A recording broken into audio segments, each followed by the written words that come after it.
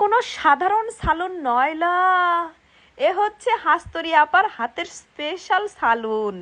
হাস্তরি আপার ঘরে আসিল দুটো হুটা পটল, একটা হুটা শশা আর দুটো আলু, আর গাছে দেখি যে আল্লাহ কয়েকটা ডোগা বাড়াইছে, তাই দিয়ে আজকে মাছের সালুন আনদিমু। এটা কোনোদিন সাধারণ সালুন, এটা লগা অসাধারণ সালুন। এই সালুন যে খাইব চারটা পুটা খাইব, হাতের আঙ্গুল চাটতে চাটতে পাগল হয়ে যাইব গা। দেখেন না কি সুন্দর হয়ে আমি আন দিতেছি।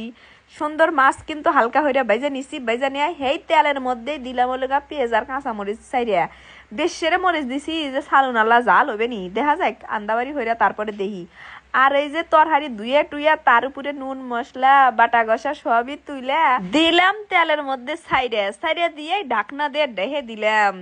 এবারে আন্দাবাড়ি হচ্ছে লগা আগে আঙ্গর মাক দেখছি আমার মা চাষিরা বেহি এবারে আন দিছি। তারপরে এই সময়ের পরিবর্তে ধীরে ধীরে ধীরে ধীরে মানুষের আন্দাবাড়ির কৌশল পরিবর্তন হয়, আমারও পরিবর্তন হয়েছে। আপনি করে কত নমনার হইরে আন্দাবাড়ি হইরে দেখাই, আজকে আবার আল্লাহ ওই যে আমার মা চাষিরা আগের দিনে যে আন দিছে ও বইরে আল্লাহ দেখাইলাম। এবারে তেলানি দিলি পারে প্রথমেই করলে সালুনের সেই একটা সেন বাড়ায়, আর ওবি হাতে হাতে ডাকনা দেয় ডেহে দেয় যাস না বাস না কোনহানে যাস না, মানে ডেহে না দিলি পারে বাসনা করলে হইরে যায়গা কলে হাসা কথা ডেহে করলে দেওয়াই নেকবো।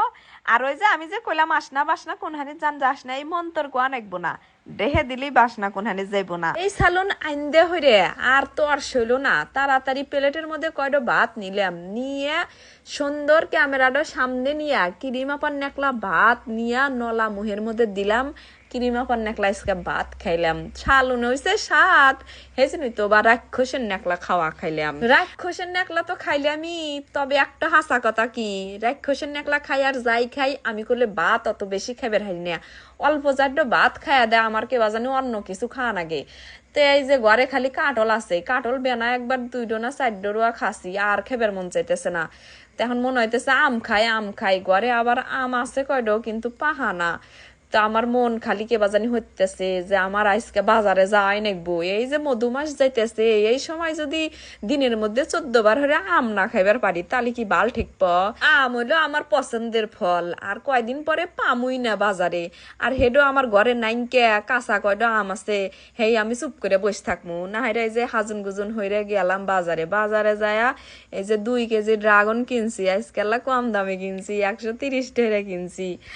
আর লগা এই যে দেখেন আমরুপালি কিনছি লগা 4 কেজি 50 টাকা কেজি কিনছি। কারণ এই আমের না গাওয়াল্লা কালো কালো, সেই জন্য 50 টাকা কেজি দিছে, নাইলে কিন্তু এই আম 50 টাকা কেজি আল্লাহ দিলেনি না।